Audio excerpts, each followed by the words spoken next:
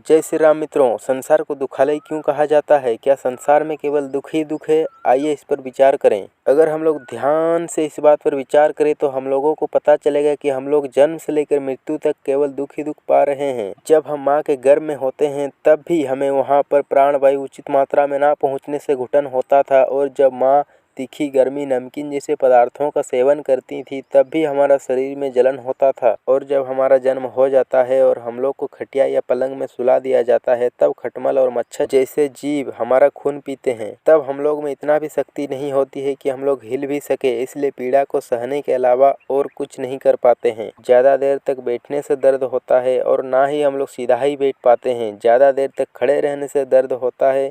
कोई मेहनत वाला कार्य करने से कष्ट होता है। फिर हमें जब ज्वर होता है तो बहुत पीड़ा होती है। शरीर से उत्पन्न कई तरह के कष्ट होते हैं, जैसे सिर दर्द, कान दर्द, दांत दर्द, पेट दर्द, हाथ दर्द और पैर दर्द। कहीं पर चोट लग जाने से बहुत दर्द होता है, और जब तक वो चोट ठीक नहीं हो जाता तब तक दर्द होता ही रहता है। और इसी तरह जब बुढ़ापा आता है तब तो पीड़ा ही पीड़ा होता है, क्योंकि कई बीमारियां होती हैं और हाथ पैर सब दुखने लगता है। और जब मृत्यु का समय आता है तब बहुत ही कष्टदायक स्थिति होती है। शरीर में चमड़ा का एक परत ही बचा रहता है, इसलिए उस समय व्यक्ति केवल रोता ही है। इस प्रकार देखा जाए तो जीवन भर हम लोग केवल पीड़ा ही भोग रहे हैं, लेकिन हम लोग सुख के पीछे ही भागते रहते हैं। अमीरता से सुख नहीं मिलता मित्रों। कई लोग सोचते हैं कि केवल पैसा होना चाहिए, पैसा से ही सुख मिलता है, लेकिन यह गलत है।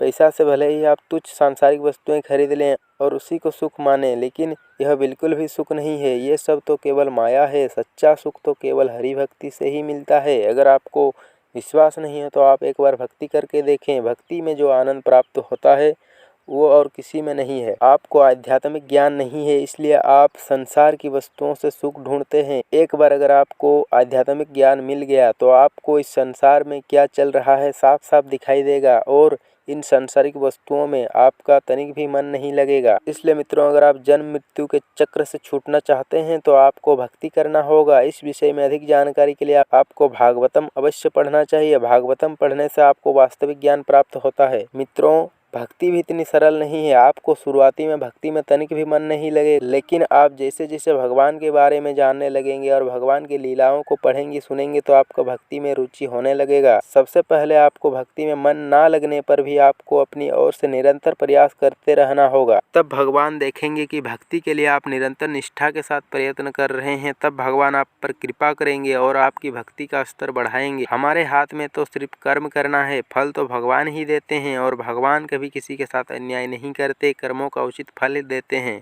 इसलिए हमें फल इच्छा तनिक भी नहीं होना चाहिए। केवल आप भगवान पर विश्वास रखें।